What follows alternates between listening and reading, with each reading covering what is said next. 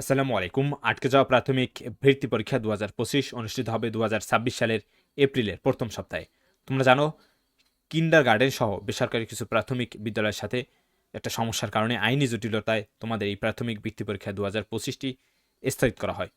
বর্তমানে তোমরা যারা ষষ্ঠ শ্রেণীতে অধ্যয়নরত রয়েছে ২০২৬ সালে, এর ভিতরে যারা ২০২৫ সালে পঞ্চম শ্রেণী থেকে বৃত্তি পরীক্ষার জন্য রেজিস্ট্রেশন করেছিলে তারাই কেবল বৃত্তি পরীক্ষায় অংশগ্রহণ করতে পারবে। নতুনভাবে কেউ বৃত্তি পরীক্ষায় অংশগ্রহণ করতে পারবে না।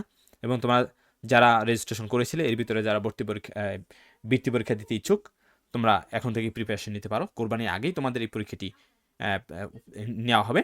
এবং যেখানে সরকারি প্রাথমিক বিদ্যালয়ের শিক্ষার্থীরা মোট বৃত্তির ৮০% পাবে এবং বাকি ২০% বরাদ্দ থাকবে কিন্ডারগার্টেন সহ বেসরকারি প্রাথমিক বিদ্যালয়ের জন্য। এমনটাই জানিয়েছেন শিক্ষামন্ত্রী আনোয়ামা এহসানুল হক মিলন। আশা করি এই ভিডিওটি তোমাদের উপকারে আসবে এবং পরবর্তী যে কোনো আপডেটের জন্য অবশ্যই আমাদের ইউটিউব চ্যানেলটি তোমরা সাবস্ক্রাইব করে রাখবে। ধন্যবাদ সবাইকে।